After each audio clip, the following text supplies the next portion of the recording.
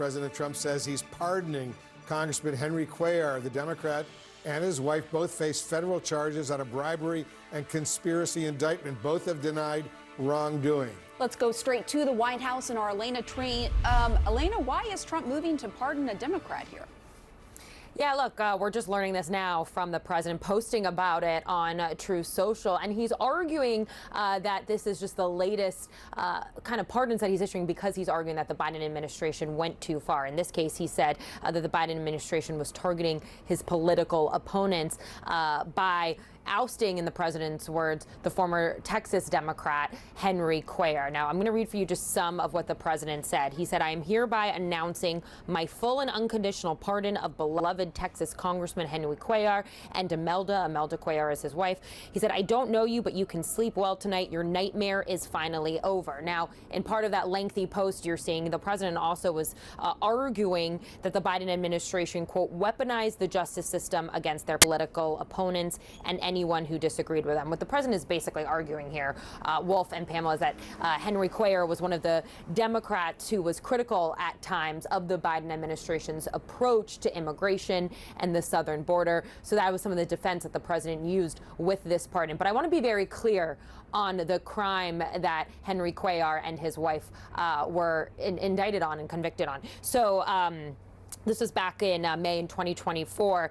Both Cuellar and his wife were charged with accepting nearly $600,000 in bribes from two foreign entities. That's according to the indictment in a federal court in Texas. So we'll have to see where this comes from. One of my key questions is, in my conversations with people at the White House, I hadn't been hearing talk. You know, we hear talk of pardons all the time. I hadn't been hearing talk of this specific pardon for Cuellar. So question is, who got in his ear about this? Why is this on the president's mind? But I would argue as well that if you just look at some of the pardons and commutations we've seen the president issue in recent months, a lot of them have been what the Trump administration has argued is geared toward righting, they argue, of a too heavily enforced Biden administration Justice Department. That has been the line we've heard repeatedly from the White House press secretary, Caroline Leavitt, from the president himself, arguing that Biden went too far, that his Justice Department was politicized. And so that's the argument that President Trump is using here to defend this pardon. We're waiting on more details as well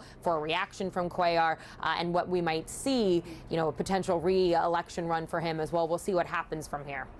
Yeah, he was still facing those charges as he is getting this pardon from President Trump. Thank you so much, Elena. We appreciate it. CNN's Manu Raji was on Capitol Hill. And Manu, you just spoke to the congressman. What did he say?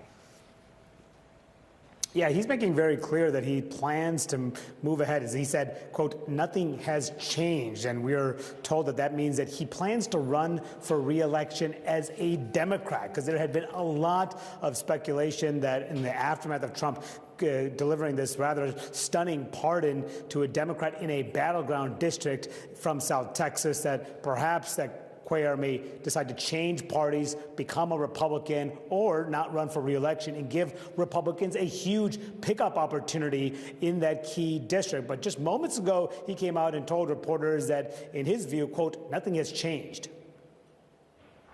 First of all, I want to thank President Trump for this action that you took. On behalf of my wife and my family, I want to say thank you. I think the facts have been very clear about this, but I would also say I want to thank God for standing during this very difficult time with my family and I. Now we can get back to work. Nothing has changed. We will continue working hard. In fact, right now I got another congressman where we're working on some legislation, but I just want to, for now, that is my statement. And the question would be how Republicans ultimately react to this, because Cuellar has been someone who cycle after cycle has been at the top of the GOP target list, hoping that they could knock him out of that district. Even after he was indicted back in 2024, he ran for re-election in that race. He's one of the more conservative Democrats in the House Democratic Caucus, but has managed to hang on despite the opposition from the right, despite the campaigning by Republicans, and even facing challenges from the left left, potentially facing even a primary challenge in this coming cycle. But what he's indicating to his office, telling our colleague Ellis Kim that yes, indeed, he plans to run for re-election as a Democrat, and now has these charges cleared because of Trump's decision to give clemency, which could give him a boost in a very narrowly fought race here as the House majority is on the line.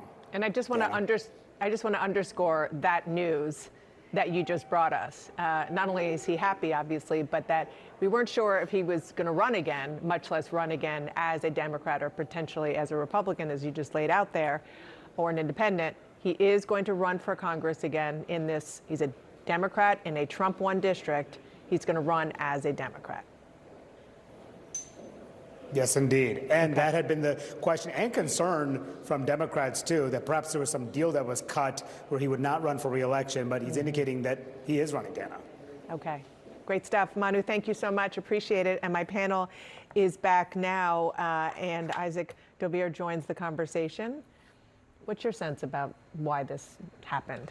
I think it's pretty clear why it happened. There's a letter that the congressman's daughters wrote to President Trump that appealed very much to him and his sense of Biden going after Cuellar. It didn't really get into much about the crimes that the congressman was indicted for. And in fact, indeed, you see the post in which the president announced the pardon. He didn't say anything about the crimes. $600,000 in bribes that the congressman is accused of taking for acting on behalf of foreign countries, a floor speech, other things that he did.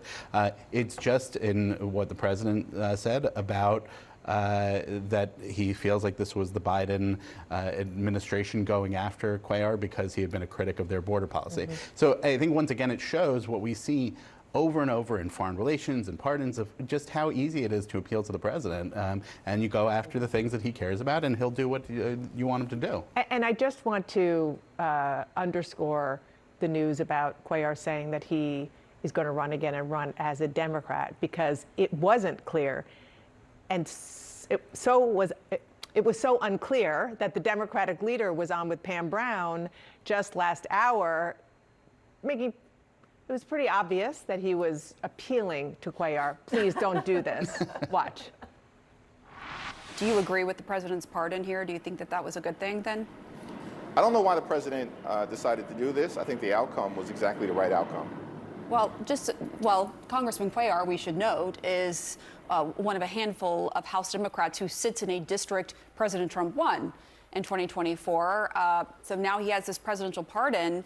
Have you had any conversations with the congressman about him potentially switching to the Republican Party? I think Congressman Cuellar is a highly valued member of the House Democratic Caucus, and I expect that he'll continue to remain a highly valued member of the House Democratic Caucus. But what he's trying to say there is, I would like to be the Speaker of the House.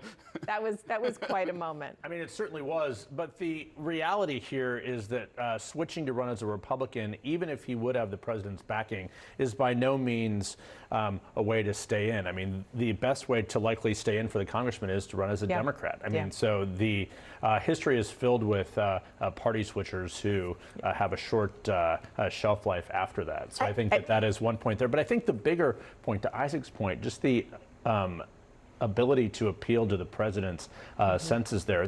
Think of how many people now are writing letters to him to try and get out. This is going to become a full-time But this is my only thought job on this. I agree. Obviously, we know with Donald Trump, flattery gets you everywhere. But someone had to put that letter in front of President Trump. And there is a reason, a very specific reason, that that letter got put in front of President Trump. So we saw the George Santos letters. It's not as though President Trump saw them. Ed Martin put those letters in front of President Trump for a reason. The question now is, what was the reason? What do you who think? was the person? I don't have the answer right now. Yeah. This came out of what seemed to be nowhere. It's something that he had posted about a year ago, saying it was all about Biden. And of course, once you read the letter, it does appeal to him on every level. Yeah. But is there something more to it? James Again, Blair, and by the political way, director, call me. Right? and I don't mean it means he's switching parties or anything like that. But there was a thought behind this to get that letter. I think it muddles the pardon news. I mean, the news this week, the president's under attack and under some criticism for the Honduras president being pardoned. So it just adds more to that, I think, is probably the biggest and real reason. quick, as I bring you in, you mentioned George Santos, former member of Congress, who was expelled. Chris Collins, was convicted of insider trading. Duncan Hunter Jr. Was accused of violating campaign laws. Michael Grimm, tax fraud. Those are just some examples. Those are all Republicans who got presidential pardons from Donald Trump. Exactly. What I find really fascinating too about, and speaking of things that are going to get even more muddled, is the Republican strategy to defeat Cuellar. I mean, I just did a quick search for NRCC Cuellar in my email inbox, and they have been constantly trying to get him ousted for many, many cycles now. They don't necessarily always attack him over his legal issues, but the fact that he now has effectively a Trump seal of approval, I'm sure complicates the messaging for the NRCC in that district.